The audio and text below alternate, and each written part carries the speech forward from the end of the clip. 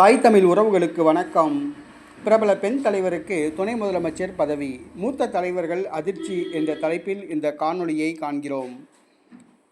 நடைபெற்று முடிந்த பாராளுமன்ற தேர்தலில் அனைத்திந்திய அண்ணா திராவிட முன்னேற்றக் கழகத்துடன் தேமுதிக மற்றும் புதிய தமிழகம் கூட்டணி வைத்தன.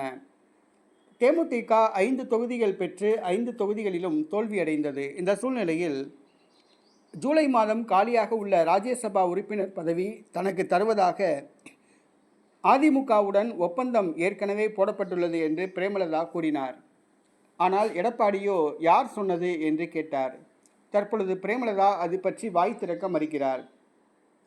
அதிமுக கூட்டணியில் முக்கியமான கட்சி தங்களுடைய கட்சிதான். இந்த வாய்ப்பை பயன்படுத்தி கொண்டு ராஜ்யசபா பதவியை கைப்பற்றி விடலாம் என்று பிரேமலதா கருதினார். ஆனால் எடப்பாடியோ அந்த ராஜ்யசபா எம்பி பதவியை பாட்டாளி மக்கள் கட்சிக்கு கொடுக்க முன்வந்துள்ளார். இந்த சூழ்நிலையில் அரியலூரில் நடைபெற்ற பொதுக்கூட்டத்தில் தேமுதிக துணை செயலாளர் பாலமுருகன் பேசும்பொழுது, நடைபெற்று முடிந்த பாராளுமன்ற தேர்தலின் பொழுது அதிமுகவோடு ஒப்பந்தம் போடப்பட்டுள்ளது.